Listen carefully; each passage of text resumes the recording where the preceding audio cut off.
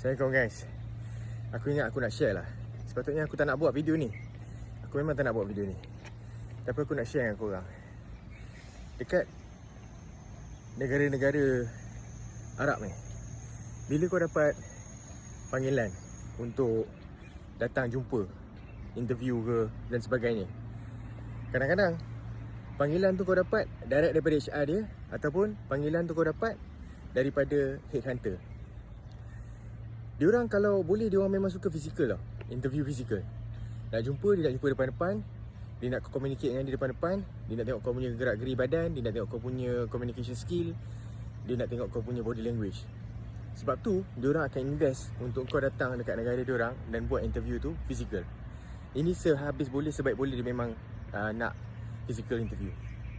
Online maybe siswa kenal. Untuk yang first time tu, dia akan buat online. Lepas tu, decision making dia akan datang. Dia akan suruh kau datang HQ dia orang. So ni guys, Etihad Towers. Etihad Towers tinggi gila, Abu Dhabi, Etihad Towers. So hari Khamis, aku ada sesi jumpa dengan diorang punya team untuk buat transformation discussion.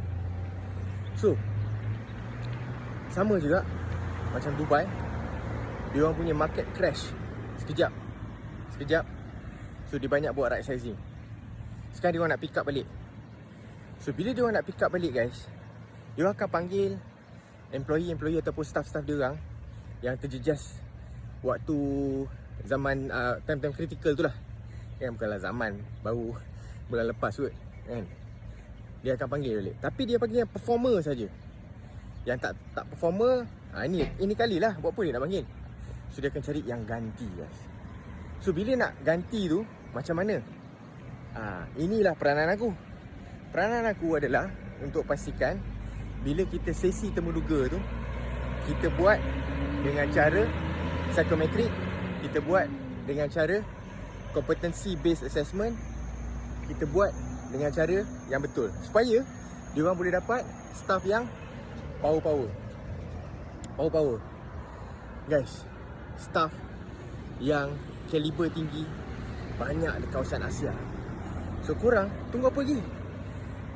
Cuba apply, cuba usahakan, buat resume dan datang try kerja di luar negara. Kalau boleh negara-negara Islam, dan kalau boleh of course yang pendapatan bersih dia tinggi. Seperti contoh, cukai pendapatan gila tak ada, ataupun sikit, tak macam setengah negara. Macam contoh Europe, aku ada juga tim yang pergi ke Europe. 47% kalau gaji besar-besar ni. Kalau gaji kecil nak apa pergi luar negara kan. So gaji besar-besar ni 47%, separuh daripada gaji potong cukai guys. So Etihad Towers, insya-Allah kalau ada rezeki kita bekerjasama dengan diorang, dengan Etihad. Nak cari stewardess, nak cari steward, nak cari pilot, nak growkan diorang punya network ke satu dunia ni. Nak tambah lagi flight. Sekarang ni kebanyakannya flight company pun memang ada co-working. Maknanya dia work dengan MAS, dia work dengan company-company lain. Macam contoh Thai Airways, Singapore Airlines dan sebagainya. Assalamualaikum warahmatullahi wabarakatuh.